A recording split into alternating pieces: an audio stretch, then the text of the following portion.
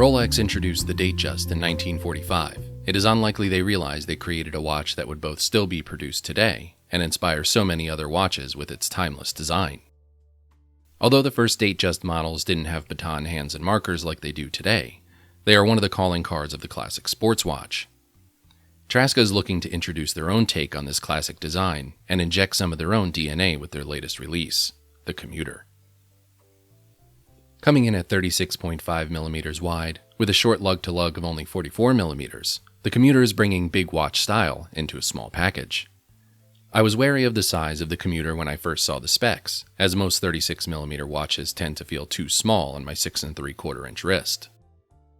The Commuter manages to brush that wariness away with its thin bezel and relatively large dial. The Commuter feels more like a 38 to 39mm watch on the wrist.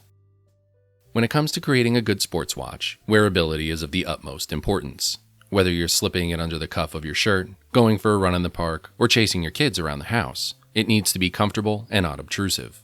The Commuter manages to pull that off easily.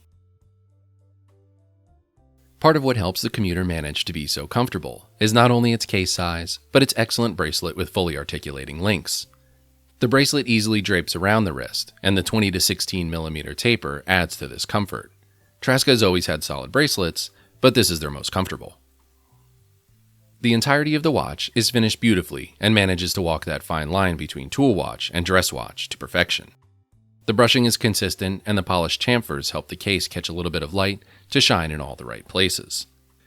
One of the benefits of using a simple handset, like the Baton hands and markers on the Commuter, is that it is about as legible as a watch can get outside of digital watches. There's nothing obstructing the view of the markers, which makes it easy to read the time at a quick glance.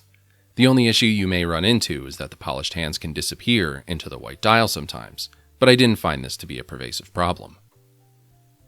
Traska has also kept the dial looking stellar by minimizing the text. Traska's name and logo is at 12 o'clock, and automatic is printed at 6 o'clock above the date window. I've been advocating for brands to ditch the paragraphs of text they often put on dials and keep it simple. The water resistance rating, name of the watch, and more is engraved on the case back of the Commuter. That's how it should be. We can read the brochure if we want to know more. There is no denying that the Commuter is inspired by the Rolex Datejust. There are many brands trying to do the same, but the Commuter is the only one I can think of that has received the fanfare the Commuter has. If Traska had made the Commuter their inaugural release, I may have leveled a little more criticism at them, but given their aptitude to create original designs, I can't fault them here. Many people watching this review may have a hard time dropping $7,000 to $10,000 or more on a Rolex Datejust, if you can even get one, but you still want that look. Replicas are never the way to go, so a watch that gives you that look while still having its own soul is the best alternative. The Commuter is a solid entry into Traska's lineup and completes their tool watch lineup. Freediver for diving, Summiteer for hiking, and now the Commuter for the boardroom. Where the Commuter has a leg up is the fact that it can do all those things and look great while doing so.